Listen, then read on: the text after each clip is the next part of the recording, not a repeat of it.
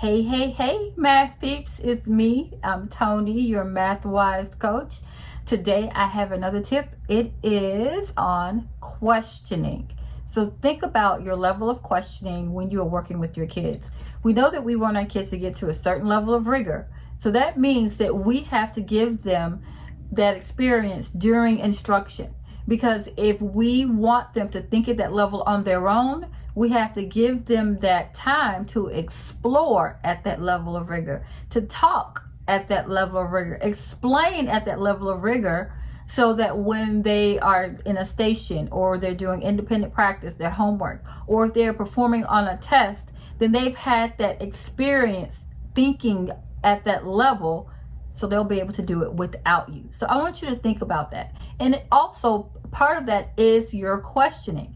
So if you want them to think at that level of rigor, then your questions also have to drive them or guide them along that path to get to that deeper level. We want to ask our kids those questions, that those deep conceptual questions that help us to determine if they get it or not, and to help us to see if our kids are making the connections that we need them to make to be successful.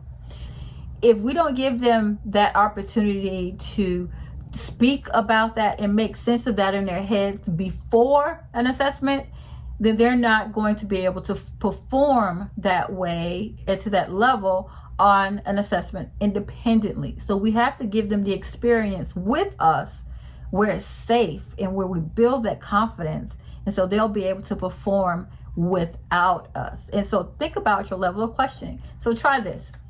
Try scripting out your questions when you're writing your lesson plans. Because when we are in the thick of it and we're teaching, sometimes those questions escape us and we forget to ask those questions that we need to ask to make sure that they are getting the instruction at that deepest level.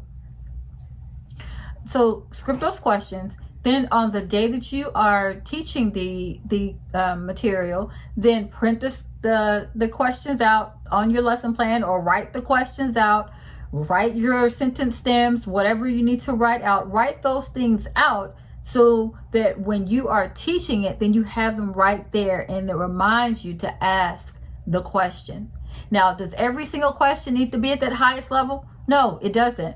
But we need to have questions that tell us as their teachers if they are getting the concept or not. We don't want to wait until we get an exit ticket when they're getting ready to leave us, or we get the assessment and it looks like they've bombed it and they haven't had any instruction on it. That's what it looks like when we know that we've taught it. But think about your questioning and use these tips to build confidence and to get the kids to thinking about those whys behind the mathematics and making connections.